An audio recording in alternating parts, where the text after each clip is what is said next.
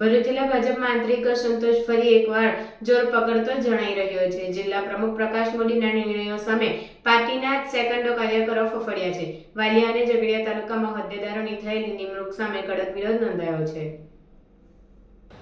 ભાજપના સ્થાનિક કાર્યકરોનો આક્ષેપ છે કે વિધાનસભા ક્ષેત્રના જૂના અને નિષ્ઠાવાન કાર્યકરોની અવગણના કરીને પાર્ટીમાં નવા આવ્યા હોય તેવા લોકોને મહત્વના હોદ્દાઓ સોંપવામાં આવ્યા છે।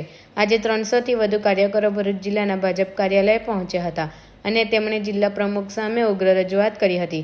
કાર્યકરોએ ચેતવણી આપી કે જો આવનાર સમયમાં નિર્ણયમાં ફેરફાર નહીં કરવામાં આવે તો તાલુકા અને જિલ્લા પંચાયતની ચૂંટણીના પરિણામો પર ગંભીર અસર પડી શકે છે। જિલ્લા પ્રમુખ પ્રકાશ મોદીએ જણાવ્યું હતું કે આ મુદ્દે ચર્ચા કરવા માટે સાંસદ મનસુખ વસાવા, ધારાસભ્યો અને અન્ય હોદ્દેદારોને આમંત્રણ આપવામાં આવ્યું હતું, પણ કોઈ હાજર રહ્યું ન હતું। અત્યારે સવાલ એ છે કે પ્રદેશ અને રાષ્ટ્રીય નેતૃત્વ આ આંતરિક વિખવાદને કેવી રીતે હેન્ડલ કરશે તે જોવું રહ્યું। આજે વાલિયાના લોકો રજૂઆત માટે આવ્યા હતા, શું માંગ હતી અને શું રજૂઆત હતી? વાલિયાના લોકો આજે રજૂઆત કરવા માટે આવ્યા હતા, ત્યાંના સ્થાનિક લોકો અને આજુબાજુના ગામના। એટલે એમની એવી માંગ છે કે મહામંત્રી પણ બંને આદિવાસી સમાજના હોવા જોઈએ। આપણાને એવું છે કે ભાઈ બધાને સામાજિક સમરસતાની રીતે અને અલગ અલગ વખતે અલગ અલગ લોકોને તક મળે અને આપણી સાથેના છે જે પાર્ટી માટે કામ કરતા હોય આવા લોકોને આપણે લેવા, અને એ રીતે જે કંઈ પણ છે તે પાર્ટીનો નિર્ણય છે। તમારે તમને શું અમને માર્ગમાં બાયરે રહેવાનું? આ લોકોને કીધું છે કે કંઈક આવનારા દિવસોમાં પોઝિટિવ જે કંઈ હશે બધાને સંતોષ થાય એ રીતના કામગીરી જે કંઈ અસંતોષ થયો હશે દૂર કરવામાં આવશે। જે સમાજના લોકો રજૂઆત કરવા આવેલા તે તમારી આ જે બોડી જાહેર કરી તેમાં કેટલા લોકો એ સમાજના લોકોનો સમાવેશ કર્યો છે? આમ તો આદિવાસી સમાજના પણ છે, દરબાર સમાજના પણ છે, જે કંઈ અલગ અલગ છે।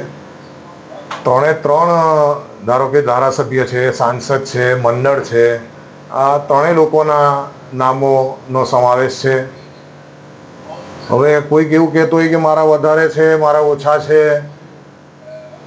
અલગ અલગ પાર્ટીમાંથી તો બધા આવેલા હોય, હવે બધાને પાર્ટીમાં સમાવેશ કરેલો છે અને પાર્ટીના બધા કાર્યકરોને સંતોષ થાય એવા નિર્ણય લેવામાં આવશે।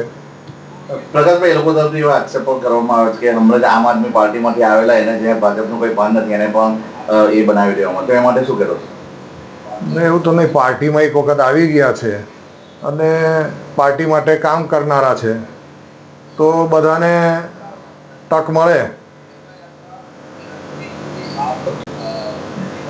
અગાઉ એમની સાથે ચર્ચા થઈ હતી, મારું એવું કહેવું હતું કે ભાઈ 3 લોકો ધારાસભ્ય, સાંસદ, મંડળના પ્રમુખ આ બધા ભેગા થઈને જે કંઈ નિર્ણય લેવો હોય તે લેવો જોઈએ અને એ સાથે મારે બેસવાનું થાય તો એ રીતે કરી શકાય, પણ કોઈ એકબીજા સાથે બેસવા તૈયાર નહીં।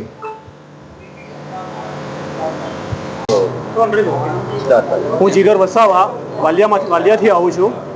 આજે અમે પ્રમુખ સાહેબ પાસે એક રજૂઆત લઈને આવ્યા છે। અમારા વાલિયા તાલુકામાં સંગઠનમાં વર્ષોથી દરેક સમાજ મળી સમજીને સંગઠન ચલાવે તે માટે પ્રમુખ જ્યારે બીજા સમાજમાંથી આવે ત્યાં મહામંત્રી આદિવાસી સમાજમાંથી બનાવવામાં આવે છે, અને જો પ્રમુખ આદિવાસી હોય તો મહામંત્રી બીજા સમાજમાંથી બનાવે। એ રીતના સંગઠન ચલીને દરેક સમાજને સાથે રાખીને સંગઠનને મજબૂત બનાવવાનું કાર્ય કરેલ છે।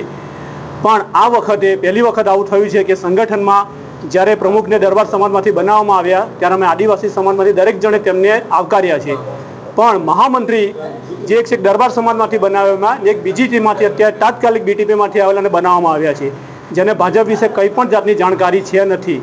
માટે અમે પ્રમુખ સાહેબને કહેવા માંગીએ છીએ કે થોડુંક સમયમાં તાલુકા પંચાયતનું ઇલેક્શન આવવાનું છે અને સંગઠનની આ નારાજગી તાલુકા પંચાયતના રિઝલ્ટમાં ફેરફાર લાવી શકે છે। બસ।